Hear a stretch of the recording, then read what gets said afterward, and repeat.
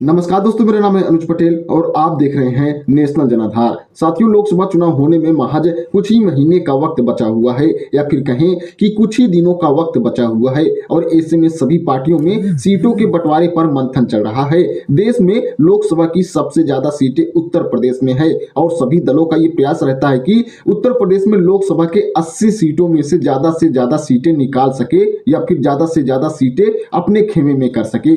इसी के लिए उत्तर प्रदेश में सभी दल एक दूसरे दल के साथ गठबंधन करके चुनाव लड़ते हैं। अभी के लिए बीजेपी ने अपना दल एस के साथ गठबंधन किया है, निषाद पार्टी के साथ गठबंधन किया है, सुहेलदेव भारतीय समाज पार्टी के साथ गठबंधन किया है और भी बड़े दल हैं जिसके साथ बीजेपी गठबंधन करके उत्तर प्रदेश के 80 सीटों पर चुनाव लड़ रही है और अभी उस पर सीटों के बंटवारे पर भी मंथन चल रहा है। दूसरी ओर विपक्ष में इंडिया गठबंधन है। इंडिया गठबंधन भी समाजवादी पार्टी के साथ उत्तर प्रदेश में गठबंधन करके चुनाव लड़ने की फिराक में है और इस पर भी अभी सहमति भी बन गई है। हालांकि बीते दिनों ऐसा लग रहा था कि इंडिया गठबंधन उत्तर प्रदेश में टूट जाएगा, बिखर जाएगा, लेकिन अभी बहुत बड़ी खबर आई है इंडिया गठबंधन के लिए।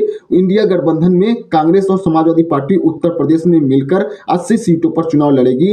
कांग्रेस को समाजवादी पार्टी ने उत्तर प्रदेश में 17 सीटें दी है और समाजवादी पार्टी 63 सीटों पर चुनाव लड़ेगी। 63 सीटों पर केवल समाजवादी पार्टी ही नहीं है, 63 सीटों पर समाजवादी पार्टी या फिर इंडिया गठबंधन के और भी जो सहयोगी दल हैं वो मिलकर चुनाव लड़ेंगी। देखने वाली बात होगी, क्या कांग्रेस उत्तर प्रदेश में 17 सीटें जीत जाएगी या फिर 17 सीटों में से कितनी सीटें जीतेगी। इंडिया गठबंधन ये कहता आ रहा है कि लोकसभा की सबसे ज्यादा सीटें उत्तर प्रदेश में है और 80 में से 80 सीटें इंडिया गठबंधन के खाते में जाएगी और बीजेपी भी ये कहती रही है कि लोकसभा की 80 सीटों में से 80 सीटें बीजेपी के पाले में जाएगी। देखने वाली बात यह होगी कि 80 सीटों में से कितनी सीटें इंडिया गठबंधन के पास जाएगी, कितनी सीटें बीजेपी या फिर एनडीए के गठबंधन के पास जाएगी। हालांकि ये तो चुनाव रिजल्ट के बाद ही पता चलेगा। फिलहाल ऐसी ही जानकारी के लिए आप जुड़े रहिए हमारे साथ और देखते रहिए नेशनल जनाधार। धन्यवाद।